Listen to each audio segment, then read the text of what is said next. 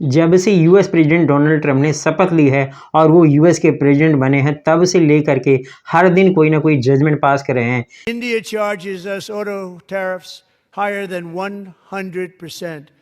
China's average tariff on our products is twice what we charge them. चाहे वो illegal immigration हो, चाहे वो रेसिप्रोकल टैरिफ हो, चाहे वो रिटेलिएशन टैरिफ हो, या फिर मैं बता दूं H1 वीजा हो, चाहे वो इमिग्रेशन पॉलिसी हो, चाहे वो गोल्ड कार्ड हो, चाहे वो ग्रीन कार्ड रेजिडेंसी हो, जिसके साइड इफेक्ट भी देखने को मिल रहे हैं, चाहे वो यूरोपियन कंट्री हो या फिर एशियन कंट्री हो। और ऐसे बहुत सारे रीजन की वजह से, बहुत सारी डिसीजन की वजह से यूएस की शेयर मार्केट बहुत ही तेजी से धड़ाम से गिरी और एक दिन के अंदर 4 ट्रिलियन रुपए स्वाहा हो गया। वहां पे इन्वेस्टरों के पैसे स्वाहा हो गए।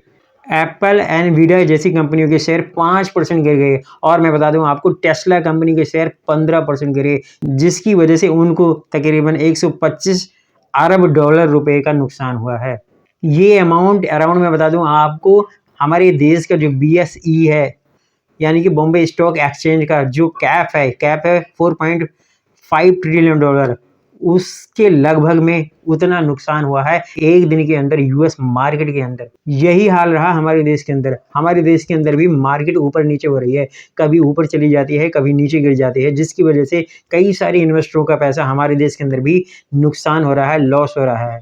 यूएस प्रेसिडेंट डोनाल्ड ट्रंप ने पूरे एशियन कंट्री हो चाहे यूरोपियन कंट्री हो, वहां पे ट्रेड वार छेड़ रखा है। चाहे मैं बता दूं आपको कनाडा हो। I am announcing Canada will be responding to the US trade action with 25% tariffs against $155 billion worth of American goods. चाहे वो चाइना हो या फिर हमारे देश हो। जब से अमेरिका के राष्ट्रपति ट्रंप का उदय हुआ है, उन्होंने टेररिज्म का एक नया विश्व कीर्तिमान रच दिया है। पूरी दुनिया के गरीब और विकसित देशों को जिस तरह से वो डरा रहे, धमका रहे हैं, उन्होंने लोकतंत्र की मर्यादाओं की धज्जियां उड़ा दी हैं। न WTO को मान रहे हैं, न UNO को मान रहे हैं, वर्ल्ड बैंक IMF को अपने अकॉर्डिंग चला रहे हैं। ये एक तरह का आर्थिक आतंकवाद है, ये टेररिज्म है। और उन्होंने ट्रेड वार छेड़ रखा है पूरे वर्ल्ड के अंदर। जो भी देश हैं यूएस वगैरह से इंपोर्ट एक्सपोर्ट करते हैं, उन सभी लोगों को यूएस के प्रेसिडेंट ने बोला है कि मैं टैरिफ इंक्रीज कर दूंगा या फिर मैं रेसिप्रोकल टैरिफ लगा दूंगा। इसकी वजह से जो भी ट्रेड वगैरह हो रही है, ट्रेड मार्केट के अंदर बहुत ही ज़्यादा हाहाकार मचा हुआ है। और वो उन्होंने बोला है, यूएस के प्रेसिडेंट ने बोला है कि मैं टैरिफ को 10%, 20%, 25% और कई सारे केसेस के अंदर यूरोपियन कंट्रियों को बोला है कि मैं 200% इंक्रीज कर दूंगा, जिसकी वजह से इंटरनेशनल मार्केट में हाहाकार मचा हुआ है और एक टैरिफ वार सी छिड़ी हुई है, जहाँ पे उनके अगेंस्ट में भी, चाहे वो यूरोपियन कंट्री हो या फिर चाइना हो, कनाडा हो, हर एक कंट्री ट्रंप के जो भी उनके डिसीजन वगैरह हैं, अगर वो टैरिफ को इंक्रीज कर रहे हैं तो उनके अगेंस्ट में जो भी इंपोर्ट वगैरह हो रहा है, वो लोग भी अपना टैरिफ को इंक्रीज कर रहे हैं।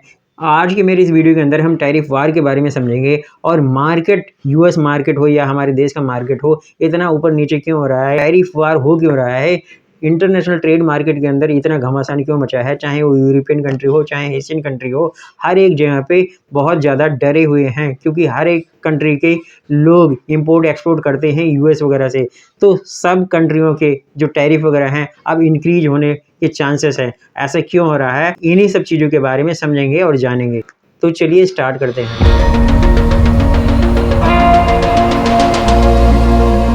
जैसे कि मैंने आपको बताया है कि यूएस के एक दिन के मार्केट के अंदर 4 ट्रिलियन डॉलर स्वाहा हो गया, वहाँ पे 4 ट्रिलियन डॉलर का नुकसान हुआ और सबसे ज़्यादा इसके अंदर टेस्ला कंपनी के 15% शेयर गिरे।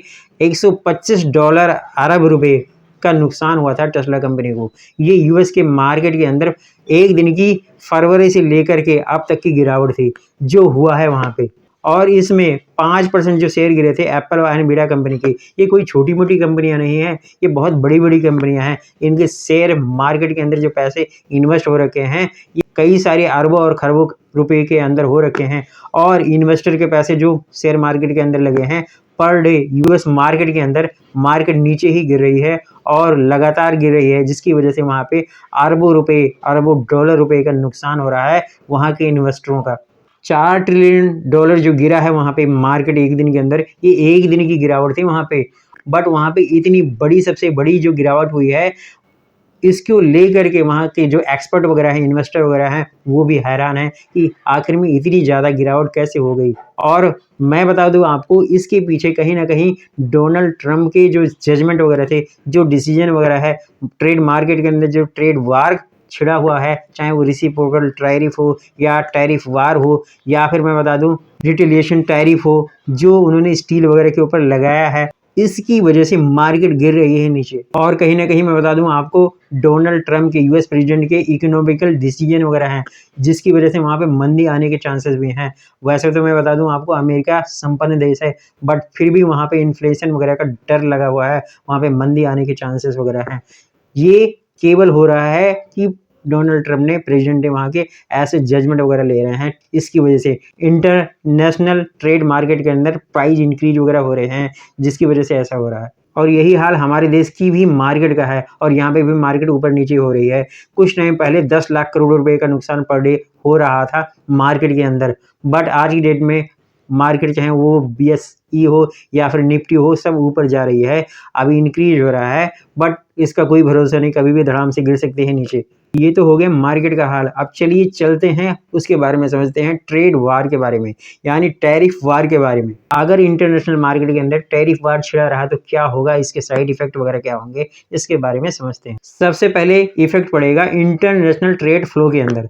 अब क्या होगा, जब आप टैरिफ वगैरह बढ़ा देंगे तो वहां से इंपोर्ट वगैरह होना बहुत कम हो जाएगा। कोई भी देश है अगर कहीं की भी कस्टम ड्यूटी वगैरह बढ़ा देंगे, टैरिफ बढ़ा देंगे वहाँ के, तब कोई भी कंट्री होगा वो एक्सपोर्ट नहीं करेगा। वहाँ के लोग जो कंज्यूमर वगैरह हैं, माल प्रोडक्ट वगैरह खरीदेंगे नहीं, उसकी डिमांड बढ़ेगी नहीं, जिसकी वजह से इसका फ्लो रुकने के चांसेस होते हैं, कम होंगे। दूसरा है, मैं बता दूं, हर एक गुड्स वगैरह के प्राइस इंक्रीज हो जाएंगे। प्राइस इंक्रीज होने का मतलब यह है कि जब आपका टैरिफ ही बढ़ जाएगा, अब मान लो कोई प्रोडक्ट आप खरीद रहे हैं, उसके ऊपर कस्टम ड्यूटी या टैरिफ 10% है, अगर वो 10% बढ़ा करके 25% कर देगा या 20% कर देगा, तो जाहिर सी बात है उस गुड्स का प्राइस बढ़ जाएगा। चाहे वो कोई भी आइटम हो, चाहे वो स्टील हो या फिर मेडिसिन हो, अदर XYZ कोई भी आइटम हो, उसका प्राइस बढ़ेगा, जिसकी वजह से मार्केट में वो कम कंज्यूम होगा। और जब उसकी डिमांड ही कम हो जाएगी तो जाहिर सी बात है प्राइस और ज़्यादा बढ़ने के चांसेस होंगे। तीसरा है इकोनॉमिक अनसर्टेनिटी। मैं बता दूं आपको, इकोनॉमिकली हर एक कंट्री क्या होगी, जब ट्रेड वगैरह नहीं होगा, बिजनेस वगैरह नहीं होगा, तो हर एक कंट्री के अंदर इकोनॉमी वीक होने लग जाएगी, सारी चीज़ें नहीं होगी। इंटरनेशनल ट्रेड मार्केट के अंदर जब ट्रेड ही नहीं होगा तो कोई सामान खरीदेगा नहीं, अर्निंग नहीं होगी, इकोनॉमी तो वीक होगी उस कंट्री की ही, चाहे वो कोई भी कंट्री हो। और ऐसे कई सारे रीजन होंगे जिसकी वजह से इंटरनेशनल ट्रेड मार्केट के अंदर घमासान मचेगा और सारी कंट्री वगैरह इंपोर्ट वगैरह करना बंद कर देंगी, एक्सपोर्ट वगैरह करना बंद कर देंगी, और या फिर करेंगे भी तो बहुत ही कम होने लग जाएगा। अब आते हैं हमारे देश के ऊपर। हमारे देश के ऊपर भी 2 अप्रैल से रेसिप्रोकल टैरिफ लगाने की बात कही है प्रेसिडेंट ने। अगर हमारे देश के ऊपर भी 2 अप्रैल 2025 से लेकर के रेसिप्रोकल टैरिफ लग जाएगा, तो मैं बता दूं वो टैरिफ को इंक्रीज करने के लिए बोला है उन्होंने, इंक्रीज हो जाएगा, जिसकी वजह से हमारे देश से सबसे ज़्यादा, मैं बता दूं, जेनरिक मेडिसिन वगैरह है जो US इंपोर्ट करता है, वहाँ पे सप्लाई वगैरह करता है, हमारा देश एक्सपोर्ट करता है उसको। अब वो एक्सपोर्ट नहीं होगा, कम होगा। अगर वहाँ पे कस्टम ड्यूटी बढ़ जाएगी तो जो सस्ती दवाइयाँ मिलती हैं उनको नहीं मिलेगी। ऐसे बहुत सारे आइटम हैं, जैसे स्टील वगैरह हो गया, और मैं बता दूं ऑटो, टेक्सटाइल, ऐसे सारे बहुत सारे ऐसे आइटम हैं जो हमारी कंट्री वगैरह भी इंपोर्ट वगैरह करती है। तो उन सब के ऊपर अगर टैरिफ बढ़ जाएगा तो जाहिर सी बात है वो भी महंगी होंगी।